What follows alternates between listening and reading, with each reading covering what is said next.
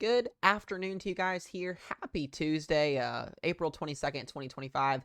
Hope you guys are all doing well out there. And sorry, my video is a little bit late today. We had some stuff going on, things we had to get taken care of, kid-wise, all that stuff, etc. Y'all know the drill if you got kids.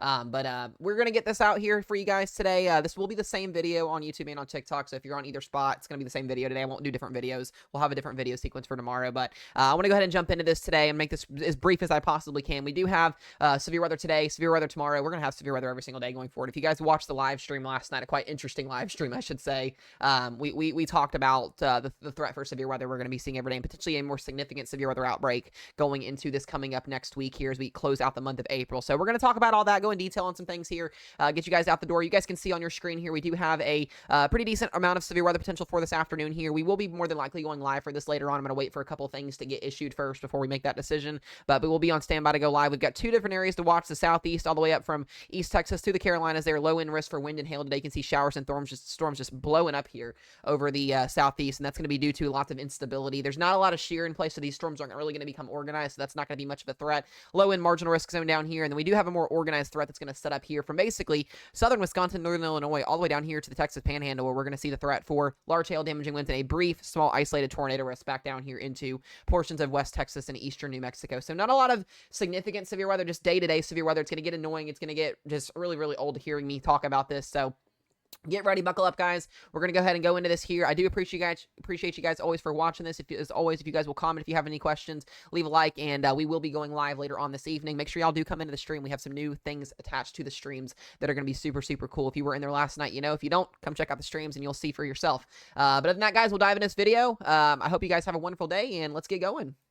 All right, we'll go ahead and start out by talking out with our Storm Prediction Center outlook for today. We have got two marginal risk zones and a slight here. Our tornado risk today, very, very low end today. We don't have a big tornado risk today, and that's going to be due to lack in organized convection with shear today. But we do have a small 2% tornado risk back down here into West Texas and far extreme eastern New Mexico. We got about 2 or 3 counties in that there, in that little spots there in eastern New Mexico. But other than that, low in threat for today. Not expecting anything too crazy for that. Wind threat today also going to be a little bit more significant. We've got a 15% slight risk that goes from central and southern Kansas all the way down here through western Oklahoma and into portions of west central Texas. That's a damaging wind threat of 60 to 75 miles per hour there at 15% chance. Outside of that, 5% chance of seeing 60 to 70 mile per hour winds. And then back down here into the southeast from the Carolinas down to eastern Texas here, we've got portions of a 5% area here for wind up to 60 to 70 miles per hour. We've also got a hail threat for today as well. Back down here in the same areas, 2 5% hail risk zones, the Carolinas, and then back down into the deep south here, Mississippi, Alabama, Louisiana, East Texas, 1 to 2 inch diameter hail, and then a 5% to 15% from Texas all the way up to southern Illinois, 15 and 5% chance of seeing 1 to 2 inch hail. So we're not looking at anything too significant today.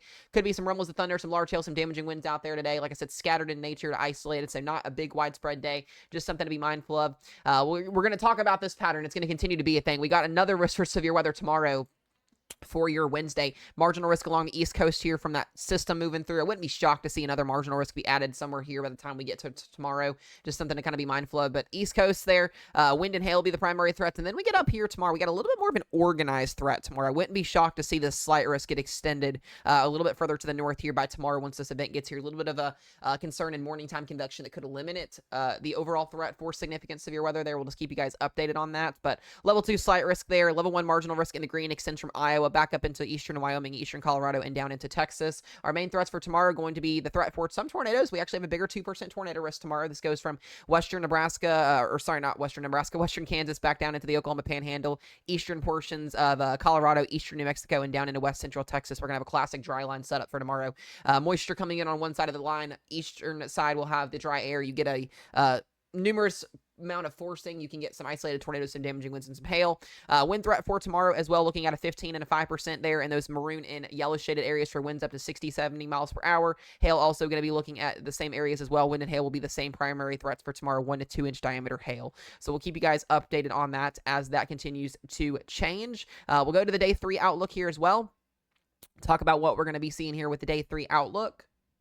And we do have a marginal risk here for portions of southern Kansas, western and central Oklahoma, and western and northern Texas. Once again, if you were in the southern plains, as I mentioned a couple days ago, going to be a very, very active stretch here for severe weather going through the next 3 to 5 days, as we will continue to see active days here. Mostly going to be wind and hail. Oklahoma City, Wichita, Lubbock, Amarillo, Abilene, Texas, and a marginal risk. Wouldn't be shocked to see the Storm Prediction Center update this and put a slight risk in here or extend that marginal out. We'll see what they do in terms of the next update here. As we go through the data 4 through 8 outlook here, this is where things get a little bit more interesting. And I want to talk about this because here we go. I mentioned this last night in the live stream. For any of y'all that were in that live stream, we got a day 7 severe weather outlook here for the northern plains and the Midwest and the central plains here. I mentioned last night, watch Sunday, watch Monday, watch Tuesday.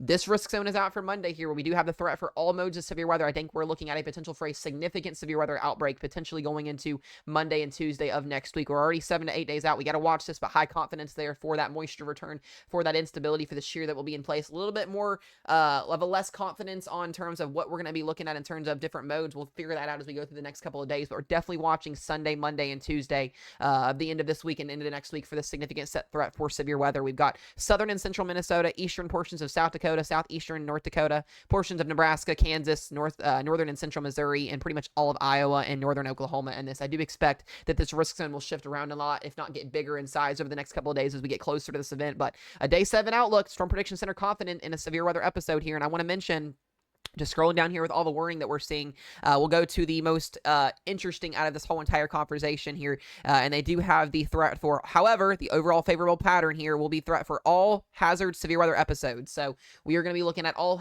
hazards here on Monday for tornadoes, damaging winds, and large hail. All of that will become more into detail as we get closer to this event. And then after that, we'll probably see days of severe weather in between for Thursday, for Friday, for Saturday, and then for Sunday as we get closer to this event happening. So multiple days of severe weather. We'll probably have severe weather every single day this week, as I mentioned the last night and in the future videos in the past, or the past videos, not future videos. So we'll talk about timing for today. Showers and thunderstorms are going to be going on in the southeast. You can see all these little popcorn bubbles ongoing over here. Like I said, not looking at too much of a risk. That goes from Louisiana up to the Carolinas. We'll keep you guys updated on that as the afternoon goes. If we get any warnings, we'll hop on live stream, all that, etc. But I want you guys to pay attention to West Texas here. We're going to have kind of a curved dry line set up here from southern Kansas back down in Oklahoma and Texas here. This is where some stronger storms can initiate. We got a couple supercells that are going to be firing off here in about 5 to 6 p.m. this afternoon. So here really in the next 3 to 4 hours, we're going to be watching that. I expect a severe thunderstorm watch to be issued for some of these areas going through the next couple of hours here. Once we get that mesoscale discussion, if it's watch efficient, we'll get on and cover for stream.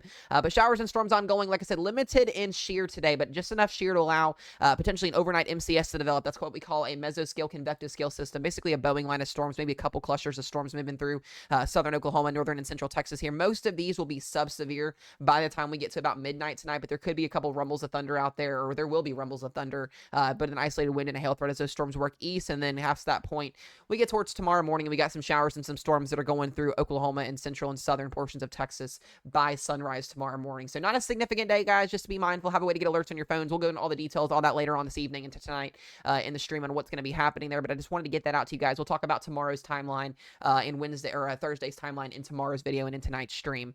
Now, the biggest thing I want to talk about is what is going on with our weather pattern. What are we going to be seeing here over the next couple of days? And you can see currently right now, not a lot of troughing. We've got some zonal jet stream flow from basically the Oregon and Washington state line all the way across the central plains here, the Midwest, the Northeast here. We're also seeing a subtropical jet stream start to emerge here out of the south, giving us the threat for prolonged severe weather, a couple days of severe weather here in the central plains. You guys can see where these isolated little lines here are basically at here across the plains here, those wind barbs, those isobar lines that we're seeing. They've got a little bit of shear in here, which is going to help interact here with the low level moisture return that we're seeing, which is going to give us that threat for wind, hail, and an isolated tornado risk embedded within those areas, especially down into West Texas. So not a zero tornado risk, just be mindful. As we go through Wednesday and Thursday, that pattern really going to be, the same here, but I want you guys to notice something. As we go into Friday and Saturday, you see this big bowling ball trough on the left side of your screen. We will have a ridge that's going to start to develop here at some point in the southeast, which is going to help bring in instability. You get dry conditions, that heat builds up at the surface. You're going to get instability that gets pulled in. And with this trough moving in out of the southwest here, it's going to bring our dew points up, and they're going to skyrocket. We're probably going to see dew points as high as upper 60s and maybe some 70s as far as the Canada line by the time next weekend gets here. So just something to think about here. But in terms of the overall severe weather risk, I expect it to uptrend very significantly going into Saturday, Sunday, more Sunday and Monday of next week. But I want you you guys to see this bowling ball trough here. The European model, a little bit weaker with the solution here. The GFS a lot stronger, so we're going to have to watch the two models kind of battle it out here. But a general consensus of what we're going to be seeing here is a southwesterly flow, and we saw something similar to this back in April 2nd and back in last week as well, where we had that Friday setup, kind of the same similar jet stream here that elongates from basically the Mexico line all the way up to the Canada line here. And what that's going to do is help bring in instability, dew points. The shear will be in place. I do expect the threat for maybe a significant severe weather outbreak, maybe going into Monday afternoon and Tuesday across Iowa, southern Minnesota, eastern Nebraska, portions of Kansas, Missouri, maybe even getting into Wisconsin and Illinois by the time the event gets here. So lots of time to figure this out. And then past that point, maybe going into Tuesday across the Great Lakes, we could see some showers, some severe weather, some ongoing continuation of severe weather back into the northern Ohio Valley. But I want you guys to also see something as well. This is a little bit far out in terms of going into May, but potentially some battling here with our models. It looks to be the European model wants to have the idea of a high pressure dome building here, and that's not uncommon to see. GFS model wants to continue to see an active trend for severe weather, potentially some just troughing moving in. So we're going to have to see which model, battles it out here to get in terms of what we're going to see going into the first week of May. But I do think that we're going to see severe weather in May. Definitely going to see severe weather in May. It's just a matter of when that happens. And you can see a couple of these troughs moving in on the East Coast here.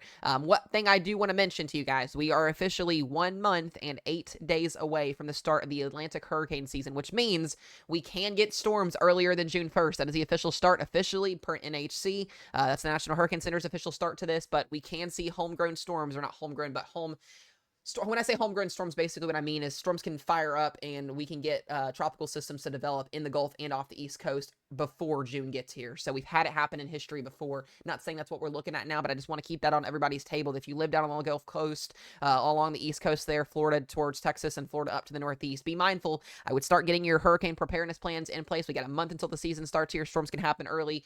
We have to watch for these cold fronts, these low pressure systems that come off the coast, because as we get closer to summer here, those water temperatures are going to rise, sea surface temperatures are going to rise, those temperatures are going to increase. We'll get the threat for the chance for storms to start developing a little bit closer to home. That's typically when we start to see that happen, is earlier in the season. So regardless of that, severe weather will be a big thing in the next 2 weeks here. We'll be talking about a lot about that as we get closer to May. We'll start to identify what we're going to be looking at as the first week and second week of May get here. But other than that, guys, we'll go ahead and let you guys go for the day. Be mindful. Severe weather coverage more likely will be ongoing today, both on TikTok and on YouTube. So we'll keep you guys updated on that. But other than that, guys, have a wonderful Tuesday and be safe.